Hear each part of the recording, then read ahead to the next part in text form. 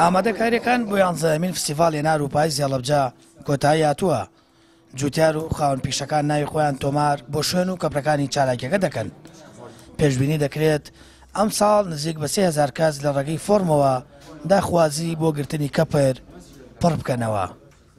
لە قۆناغی تۆمارکردنی ناوی جوتیار و خاوەن بەرهەم و دەستڕنگینەکان هاین و ئەم قۆناغە وەکو ینی تەنها بۆ ناونووسینە و پاشان ئێمە بەپی ژمارەی ئەو کەپرانێک هەمانە ناوەکان دایانێ لە ڕێگەی قورعەوەیانیان لە ڕێگەی هەڵبژاردنەوە ئەوەکەین لەبرێ بێگومانەوە ساڵێ ژمارەێک زیاتر لەوەی کە ئێمە کەپر دروستەکەین خەڵک ناوی خۆی تۆمارەکە. بۆیە ئێستا لەم قۆناغاین و ئیتر هەندێ هەنگاوی تیشمان ناو هەندێ هەنگاوی تەکنیکی و ئامادەکاری تیشمان کردووە ئینشەڵا بەرەو قۆناغی دووەمەڕۆین. ئەم ساڵ سەرپەرشتیارانی فستیڤاڵ هێنار زیاتر گرنگی بە باشترکردنی کوالیتی دەدەن لە بەرامبەر هەردووکانێکیشدا بڕی 100,000 دینار وەردەگیرێت کە دواتر بەشێکی یان هەمووی بۆ خاوەنەکەی دەگەڕێنرێتەوە.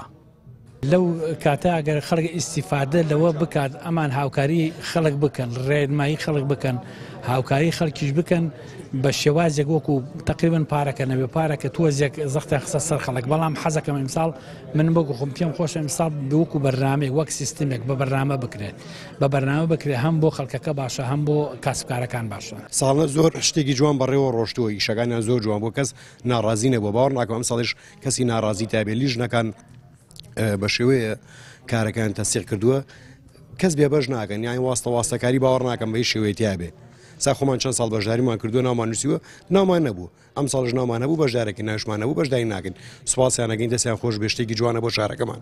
یەکێک لە فستیڤاڵە ناودار و گەورەکان لە سەراستی عێراق وەرەمی کوردستان فستیڤاڵی هێنار و پاییز هێڵەبجەیە کە بۆ یەکەمین جار لە ساڵی 2015 ئەو کاتەی عەبدولستار مەجید ئەندامی مەکتەبی سیاسی کۆمەڵی دادگەری وەزیری کوشتوکاڵ بوو دەستی پێکرد. ئێستا ناوبانگێکی گەورەی پەیدا کردووە.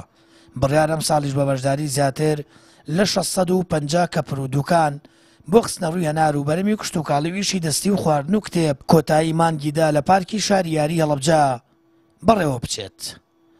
سامان فەتاح کەناڵی ئاسمانی پەیام هەڵەبجە.